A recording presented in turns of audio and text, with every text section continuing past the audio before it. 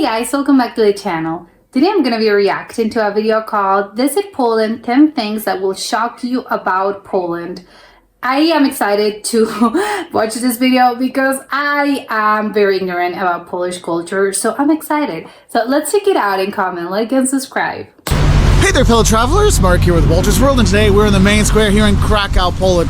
Beautiful city, definitely worth checking out. And today what we have for you are the 10 things that shock tourists when they come here to Poland. And the first thing that shocks people when they come to Poland is... I'm scared.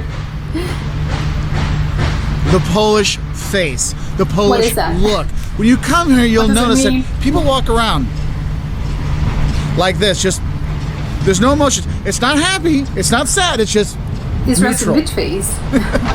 And it's funny because you see it anywhere. Within the train station, you're going out to eat, you're going to the stores, you're going all over the place. They just have the same look. Well, but they don't feel the need to laugh. I like that. Can't you be happy or sad or something? No, they have this like dead-on look, which works really well because you'll see the women here are gorgeous, okay? And when you see them walk, you're like, oh, they're just preparing for their supermodel career. Because when you're on the catwalk, you don't show any emotion, so they actually works really well. But it is kind of funny how the people, you know, you do have this look, and that's the first thing that shocks people. Also, kind of going along with the people, you might be shocked that, look, the Poles are not like the jokes you heard as a kid. They're not dumb, they're not alcoholic, stuff like that. You don't have that. I mean, yes, there are, but that's everywhere. It's not more or less than you get in other countries, so that also kind of shocks the people when they come here, because I'm used to all those Polish jokes where, what is it, 4 Polish people, and how do they, you know, move the bed or something? You don't have that here.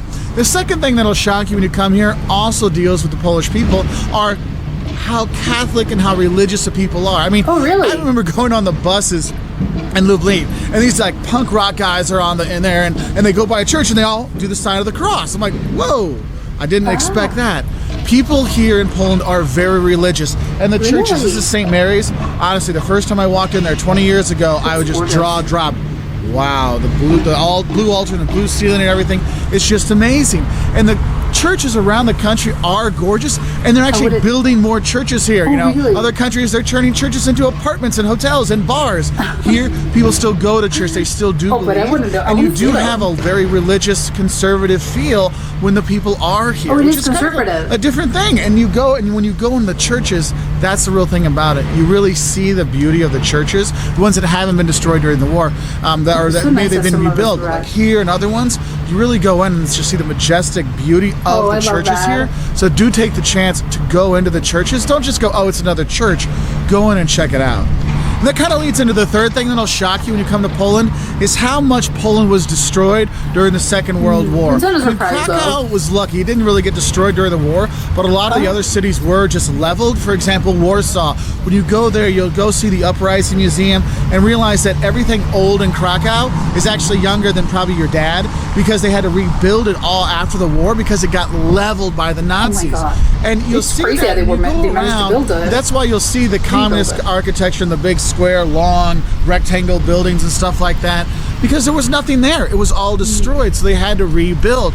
And when you really see the level of destruction throughout the country and how much they've come back and built new stuff, you'll be very proud of the people, and that's what I think that makes it more impressive and more proud, and wow, they managed to rebuild this. That's incredible. What's really cool about it. Now, the fourth thing that's going to shock you when you come to Poland is how completely incomprehensible and illegible the Polish language is. Look, if you don't speak Polish, it's okay. It's impossible. The locals know you don't speak Polish. They'll still try to speak Polish with you, but Polish is just one of those languages. You're listening at the train station, you're like, yeah, I got nothing. Well, I don't even know what city I'm going to. It is a very tough language, and it's very hard to pronounce. Like, how do you say PRZ in a row? And there's like a hat, and there's an L with a line through it. Is that a T or a what? What is that? You do get pretty confused when you are here, and it is kind of shocking that you can't even make out some of the stuff. Now, they are developing better for tourism, so you will have a lot of, you know, English menus and stuff like that, but it is a really good idea to know some Polish before you come, like dziękuję, which is like thank you, prosim is please, things like that, because it really gets those people to go from, you say, dwa piwa prosim, oh, you speak Polish, and they really open up then, okay? The fifth thing that might shock you is your eating experience here. The Poles really love their potatoes and their cabbage. And even if it's not on the menu, like it might say, oh, it's a cutlet. Nice. It'll come with cabbage, and potatoes. They're my kind of people. I'll have the pork knuckle instead. Oh, it comes with pork and cabbage. Well, then I'll just have the rolls. Oh, it's a cabbage roll. Okay.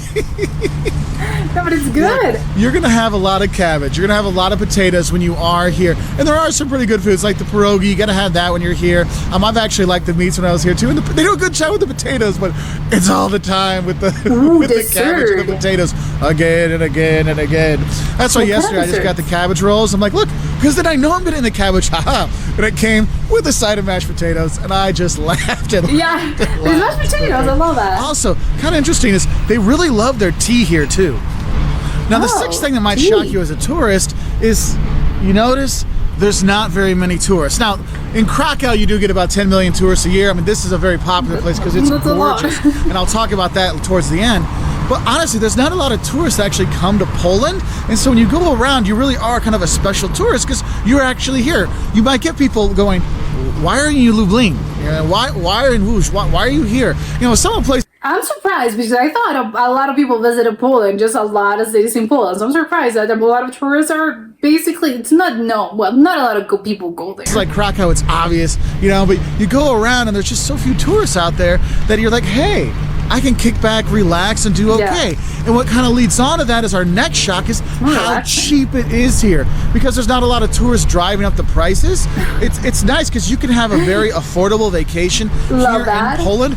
Rooms, accommodation, food, drink, making merry, all kinds of stuff. And you'll see a lot of people come to like Krakow or Warsaw to come have a party weekend and stuff like that. Because you really can. Your money goes a lot farther here than other places. But in Europe, yeah. That's what's really cool. Now, the next thing that's going to shock you when you are here is the amount of natural beauty and space in Poland. Look, this is a huge country. It's one of the biggest countries in Europe. And the thing is, you're going to be going between these different towns, whether it's on a bus or a train, things like that. Not super fast trains, but fast enough. I like that I think it's the best way if you're going on vacation, just go by train because you can really do see sort of, what the country actually looks like. That's your idea, if you want to see how the country looks like. Trains. And you're going around, and it's just amazing how big the country is, but also the natural beauty you see when you go through there. I love the bells. What's nice is when you go through, and you can go, if you're in the north, you're going to Gdansk. And that's one of my favorite. Krakow and Gdansk are my two favorites. You're up in Gdansk, you come down a bit, you can go over to the Masurian Lakes and see the castle that's right by there, the Malbork Castle, which is on the way towards there. Go to the lakes and enjoy that. Go to the coast in the north. In the south, you've got the Tatras Mountains, and you go to Zakopane to stay there. Tons of Europeans go there to ski in the winter because, yes, it's beautiful and it's cheap. Remember what I said before? But you have this natural beauty, like, wow, this really is. I understand why they have all their tourism propaganda is about, the natural beauty of Poland, because it really is beautiful. Having said that, the next thing that'll shock you is how amazing the town squares are here in Poland. Yes, here in Krakow. You've got the cloth hall over here. It's beautiful, yeah. You've got the St. Mary's Church over there. You've got all these things. Sorry.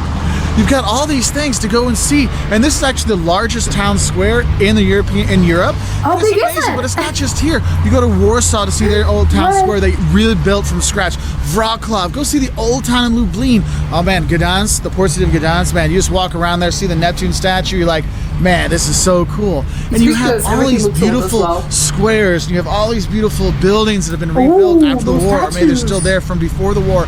You have that beauty that not a lot of people think of. Because when they think of Poland, you're thinking of, it's farmland and stuff like that. And look, there are some just amazing places here in Poland, so it's definitely worth checking out.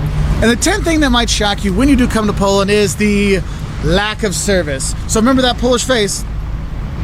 This is your restaurants? Service. It's not the most attentive. It's not the most friendly. You'll get your food. It'll just take some time. Poland isn't necessarily the most service-oriented economy out there, so you need to have some patience when you are coming here. And probably that's the only thing that shocks you kind of in a bad way is really the service here isn't the best, but it's getting better. I used to come here a lot in the early 2000s for work, and compared to 2017 versus 2007 or 2002, Man, it's completely different. Anyway, I hope that helped you know a few things that might shock you before you come to Poland. It is a great country to visit because you're one of the few tourists coming here to see some of these beautiful cities like Krakow.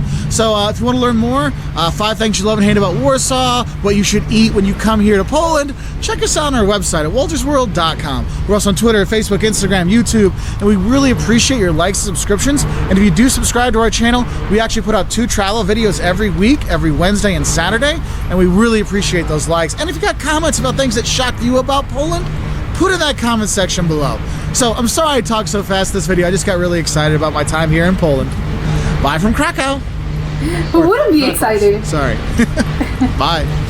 Yeah, I think I was surprised. Well, I was surprised about a lot of things because I mentioned I don't really know much about Poland. But I think one of the most striking things about this video was that he was mentioning, a lot of people, and apparently Poland is known for their sort of natural landscapes. They have a lot of, sort of greenery and green parts and just hills and farmland and stuff.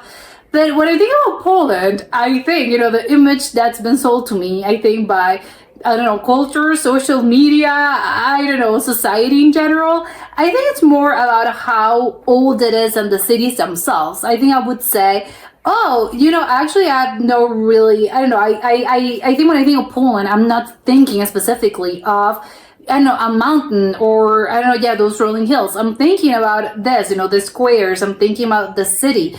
And it's even crazier because I think maybe that's Warsaw. I think I can't remember. I can never remember which is the one that was rebuilt. Was it Krakow or was it Warsaw? I think it's the other way around, right?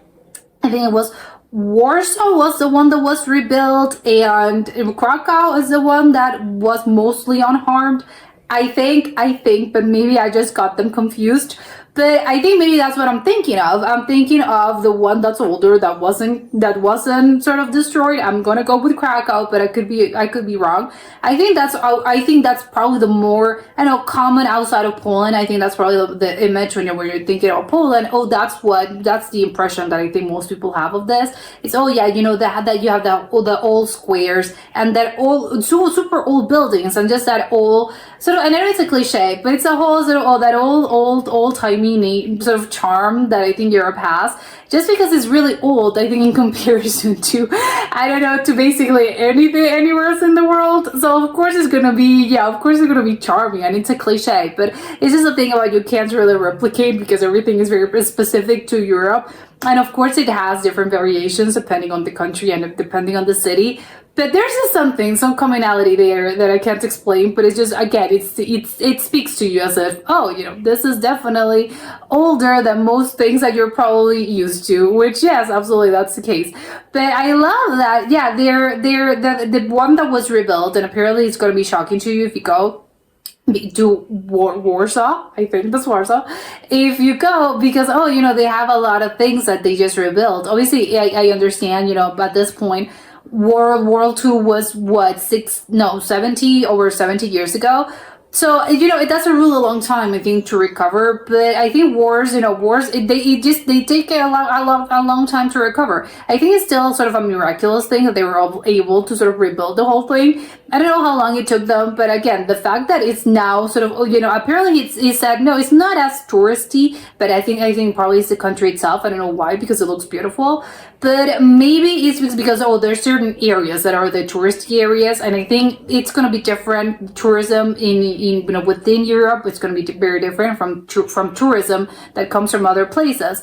Because I think in Europe, and I think that's what I would assume, most tourists come from within Europe, because obviously it's a weekend away. It's a train ride away, or it's just an airplane flight that lasts, 2 hours or 1 hour. So it's going to be easier, I think, to move within sort of the boundaries of Europe. And I think, obviously, if you have to cross the Atlantic, it's going to be a little bit harder and not difficult, but it's just going to be, in comparison, you're probably going to get less American tourists because, obviously, in Europe, it's just going to be everyone's there, everyone's, or even just, I'm going in my car. It's just a walk away. And of course, you're going to get more tourists about that sort. So my point about this whole thing is that it's I think, I'm going to have a different view about this, and I'm going to have a different perspective, and probably Europeans feel about this a little bit different. But and that's why I'm thinking, I have a different sort of point of view about this whole thing. And even then, about, the sort of natural sort of beauties about this.